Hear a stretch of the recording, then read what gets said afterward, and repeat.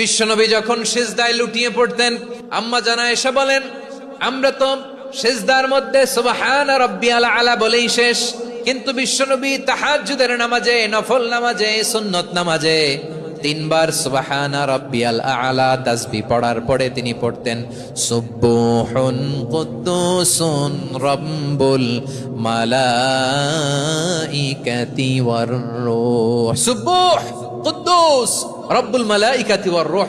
সিজদায় লুটিয়ে পড়ে বিশ্বনবী এই দোয়াটা পড়তেন নফল নামাজে, সুন্নাত নামাজে কিংবা তাহাজ্জুদের নামাজে। সুবহানা রাব্বিয়াল আলার পরে কি পড়তেন? সুবহুন। আওয়াজ করে বলেন সুবহুন কুদ্দুসুন রব্বুল মালাইকাতি ওয়ার রূহ।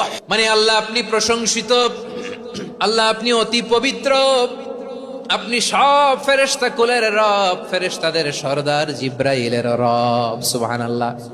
আজকে থেকে পড়বেন সিজদায়? হ্যাঁ, বারোখালীবাসী পড়বেন নাকি হুজুর নামাজই তো পড়ি না? হ্যাঁ, এরকম নফল নামাজে, তাহাজ্জুদের নামাজে, সুন্নত নামাজে সিজদার যে তাসবিহ সুবহানা রাব্বিয়াল আলা তিনবার পড়ার পরে আমার ভাইয়েরা, মহিলা প্যান্ডেলে আমার যে মায়েরা বোনেরা আছে, আজকে তো রেকর্ড হয়ে যাবে, কালকেই ভিডিও পেয়ে যাবেন।